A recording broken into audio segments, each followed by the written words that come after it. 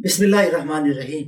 اللہ کے شبھ نام سے جو سارے سرشٹی کا مانو کا اکیلا ہی سرشٹی کرتا رچیتا نرماتا ہے، وہی اللہ ہے پرمیشور، جس نے ہم سب کو جیون پردان کیا اور اپنا بندہ بنایا، اور مانو کی مارگدرشن کے لیے اللہ پرمیشور نے حضرت آدم علیہ السلام سے لے کر پروفٹ محمد تک 1,00,000 سے ادھک پیغمبروں کو بھیجا، سندیش واہکوں کو۔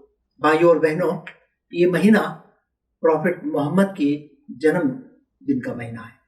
پورے مہینے میں پروگرام ہوتے ہیں، اپنے ہندو، مسلمان، دلت، سکھ، کرسچن بھائیوں کو ایک سندیش پہنچایا جاتا ہے کہ پروفٹ محمد کون تھے، ان کا سندیش کیا تھا، ان کا مارگدرشن کیا تھا۔ تو قرآن میں بھی یہ بات بتائی گئی، قُلْ يَا أَيُّهَا النَّاسُ إِنِّي رَسُولُ اللَّهِ إِلَيْكُمْ جَمِيعًا۔ اور پروفٹ محمد نے بھی اسپشٹ کیا کہ میں تمام مانوں کی طرف بھیجا گیا ہوں، عرب دیش کے لیے، جنتا کے لیے نہیں، کسی خاص یگ اور کال کے لیے، زمانے کے لیے نہیں۔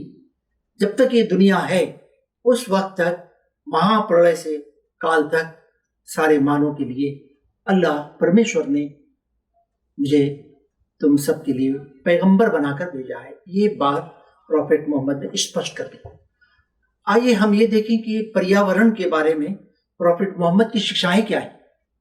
آج پریاورن ایک بہت بڑی سمسیا ہے، گلوبل وارمنگ۔ میں اس کو کہتا ہوں گلوبل وارمنگ نہیں، گلوبل وارننگ مل رہی ہے، چیتاونی، کہ اگر ہم نے اپنے آپ کو نہیں سنبھالا اور بہت جلد اگر ہم نے پریاورن کی سرکشتا کے لیے اقدامات نہیں کیے، کام نہیں کیا، تو اس پلانٹ کا باقی رہنا ہی مشکل ہے۔ یہ پلانٹ باقی نہیں رہے گا تو کوئی منشیہ بھی اس پر باقی رہ نہیں سکے گا۔ منشیہ نے اپنے ہاتھوں سے اپنی بربادی کا پورا سامان کر لیا ہے۔ تو آپ دیکھیے کہ یہ پورا پلانٹ، یہ پورا برہمانڈ اللہ پرمیشور کا دیا ہوا ایک انمول تحفہ ہے ہمارے لیے۔ یہاں کی دھرتی کو آپ دیکھیے، یہاں کی شدھ ہوا کو آپ دیکھیے، یہاں کے پانی، جل پانی کو آپ دیکھیے، اور اسی پرکار سے اوپر جو آسمان کے اندر، آسمان سے پرے جو کچھ واتاورن ہے، یہ سب کا سب ہمارے لیے قدرت کا، اللہ پرمیشور کا ایک تحفہ ہے۔ اس میں ایک بیلنس ہے، اس میں سورج ہے، اس میں چاند ہے، دن رات کا آنا جانا ہے، اس میں آکاش گنگائیں ہیں۔ تو یہ سب کے اندر ایک بیلنس ہے۔ قرآن کہتا ہے، پروفٹ محمد پر یہ قرآن اوترت ہوا تھا، اللہ تطغوا فی المیزان۔ اللہ پرمیشور نے اس کے اندر جو سنتولن رکھا ہے، اس کے اندر جو ڈسپلن رکھا ہے، تم اس کے اندر کوئی خرابی پیدا مت کرو۔ تو بھائیوں اور بہنوں، آپ دیکھتے ہیں کہ یہاں جو سنتولن ہے، اور دھرتی میں بھی، آکاش میں بھی، پورے برہمانڈ میں بھی جو ڈسپلن ہے، اسی سے مانو جیون سمبھو ہوا پلانٹ پر۔ ابھی سنتولن اگر بگڑ جائے گا، ابھی بگڑ رہا ہے، آپ سنتے ہیں بار بار کہ ابھی پورے جو ایکولوجیکل آرڈر اور سسٹم ہے پوری دنیا کا، وہ بگڑ رہا ہے، وہ امبیلنس ہو رہا ہے۔ بہت ساری زہریلی گیسیں کارخانوں سے نکل رہی ہیں، خطرناک انو شستر بنائے گئے ہیں، ایٹم بم، کوبالٹ بم، ہائیڈروجن بم، اس سے بھی خطرناک بم بنائے گئے ہیں۔ یہ پچھمی دیشوں کے پاس بھی ہیں، دوسرے دیشوں کے پاس بھی، اور اسی طرح سے پانی میں، ہوا میں، دھرتی میں، سب زہر آ گیا، وش زہر آ گیا ہے۔ ہم جو ہوا لے رہے ہیں وہ صاف نہیں ہے، ہم جو پانی پی رہے ہیں وہ صاف نہیں ہے، دھرتی میں جو ونسپتیاں اور جو غذائیں اگا رہے ہیں، پھل پھول، وہ سب پاک صاف نہیں ہے۔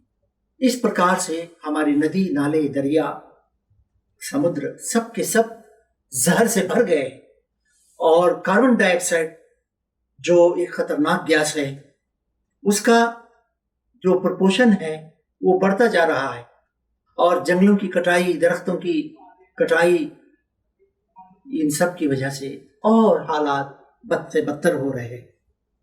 ہماری حفاظت کے لیے اللہ پرمیشور نے ایک اوزون لیئر بنایا تھا، وہ ओजोन लेयर आप देखते हैं कि जगह जगह कार्बन डाइऑक्साइड और जहरीली गैसों की कारण फट रहा है, उसमें सुराख हो रहे हैं, और सूरज की जो खतरनाक शुआएं हैं, रेस, वो धरती पर आ रही हैं, उससे नई नई बीमारियां पैदा हो रही हैं। तो भाइयों और बहनों, ये बातें तो बहुत लंबी हैं, ये असल कारण इंसान है, मनुष्य ने इस जहर को फैलाने में अपने हाथों से ये काम किया है। और कुरान में बताया गया कि खुश्की हो या पानी हो, हर जगह फसाद फैल गया। बहुत बड़ी भयंकर क्राइसिस ह्यूमन लाइफ के लिए, उसकी शांति से, आराम से, खुशी से रहने, जीने की, बसने के लिए एक बड़ा खतरा पैदा हो गया है। और बर्फ पिघल रही है बड़े बड़े पहाड़ों की, और समंदर की लेवल ऊंचा होने वाला है, हो रहा है, हर साल हो रहा है। अब आगे चलकर और तेज होगा, और उसके बाद बर्बादी का, खुदा न करे, एक दृश्य मंजर हमारे सामने आएगा।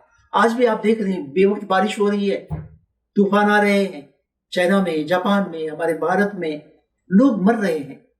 ऐसा फ्लैश फ्लड कहते हैं कि जिसमें इंसान बच नहीं सकता, करोड़ों रुपए की प्रॉपर्टी का नुकसान होता है, लॉस होता है।